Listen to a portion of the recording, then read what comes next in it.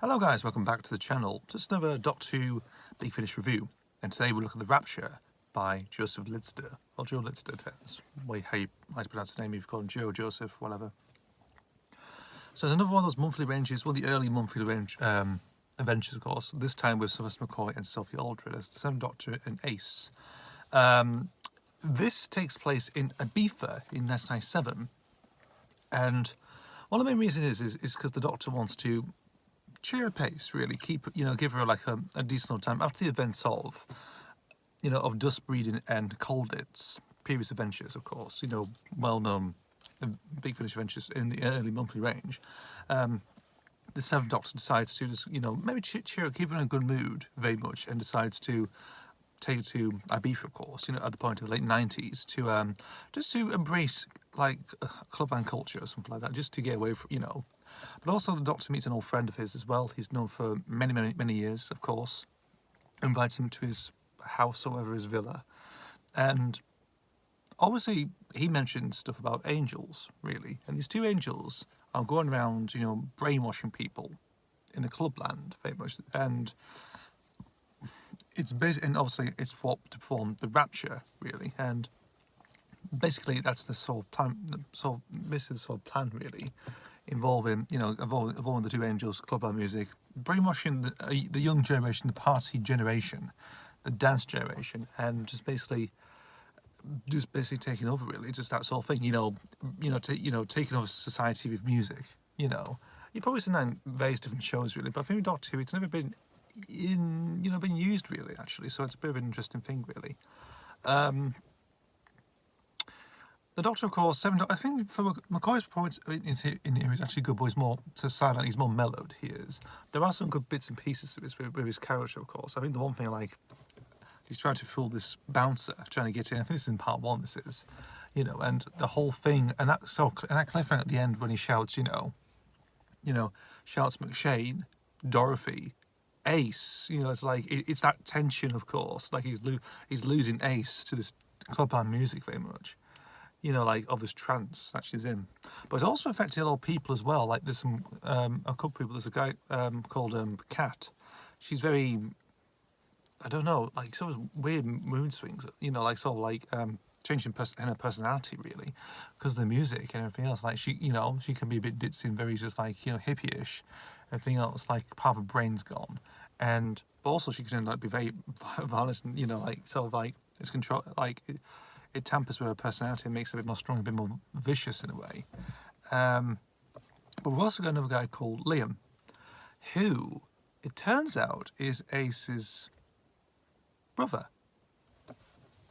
And obviously, through the story, I think throughout part one, of course, he's got this picture of her, and it's like, it's like making, like, maybe he's like he was looking for her all these after these many years, of course, because Ace was in that time storm, of course, and ended up on Ice World by Fenric, and basically, and he's been looking around, of course, for many years, where she actually gone, and then she finally meet, and yeah, it's just a very interesting thing with Ace's character, really. We're getting more delve into our backstory, a bit more, again, Carmel Master Plan type stuff. So this is post survival. This is, so it's you do get this sort of thing, really, with building up what has been set up in season 26. Obviously with Gabriel Chase, Ghost Light, Fenric, seeing her mother as a baby, and also survival, returning back to her hometown of Perivale, of course, and obviously in subsequent ones, of course, you see her make her grow she's grown as a character, she is, and rightly so. It really, and again, fleshes out a bit more, make her more grown up, of course, very sort of adult. Everything else, rather than go to the Time Lord Academy or become a space soldier, as in the Virgin New Adventures, everything like that, and get time back or whatever. Strangely, I think she's become like more independent, really. And as time goes on, throughout the audios, depends how many audios they've done, really. So what Sylvester McCoy and Sophie Aldred have been doing. You sort of lose track afterwards, because you always, there's always that, you always get the ones with Ace, you get stuff with Mel, you get stuff on the Doctor on his own prior to the events of the TV movie. You also get stuff like the box set involving Chris and Ross as well. That's later on, and you also get Elizabeth Klein, who appeared in Call It's First, and then become a companion in some well, actually, 2 trilogies actually. So it's basically like 6 stories that she appears in as a Doctor's companion in a way. And yeah, it's interesting. You know, obviously, Sophie Aldrich's great, of course, fantastic. Again, layers of her character get more developed in this story, of course. Tony Blackburn's in it as well, surprisingly, interestingly. Also, we get some new arrangements to the Doctor Who theme tune. Obviously, it's embracing the Clubland Ibiza dance music stuff, and so you get remixes of the Doctor Who theme done by Jim Mortimer, who originally started out as a keyboardist in a techno band originally. Maybe did a bit of DJing here and there, of course, but he did the soundtrack to it. So it's basically just, you know, all this like lots of dance beats and it feels like sort of like late 90s stuff that Jim has put together. Nicely done actually, and it was actually released on CD. It was Big Finish did release a couple stuff they did, like I think like 3 or 4 volumes of the soundtracks to various audio plays, and obviously there was one focused on the 7th Doctor, Just Breeding, and I think Bang Bang and Boom, and this one, the Rapture, were included. So there we go. That's a interesting one. You can see them on YouTube, of course. Someone's put them a lot on YouTube from many years ago, and still listen to it. So there we go. Joe Lidster, he's done quite a few things as well for Big Finish, of course. He did Master, part of that 40th anniversary trilogy, you know, which had like the 5th Doctor, Omega, 6th Doctor, and Davros, and also the 7th Doctor, and Master. He did The Gathering, the Reaping, and The Gathering. He did Terra Firma for the 8th Doctor. Done a few things, of course. Obviously, transitioned well to TV. He done one episode, Torchwood. Forgot what it's called. It's in the second series.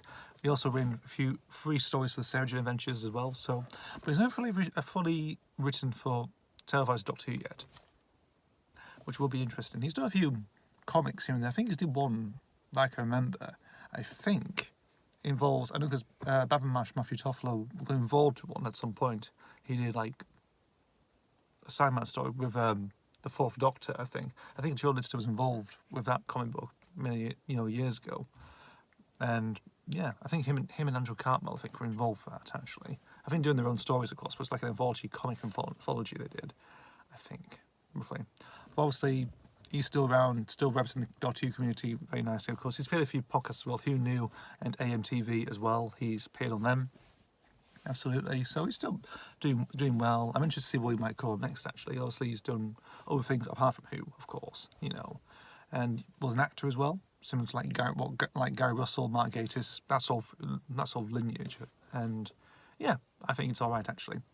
It's a decent story, A lot of people shat on it when it first came out, of course, but I think everyone's really praised it a lot more and really enjoyed and actually embraced it because it's Joe Lidster after all, really. But also, it's an interesting setting for a Doctor Who story, saying the Ibiza of all places. So there we go. You can make your imagination go wild at that. It's like and also the music sort of helps as well. You sort of get just enjoyment out of it. With all this dance beat stuff, engulfed in the audio story. But it's a cracking story. Definitely worth checking out.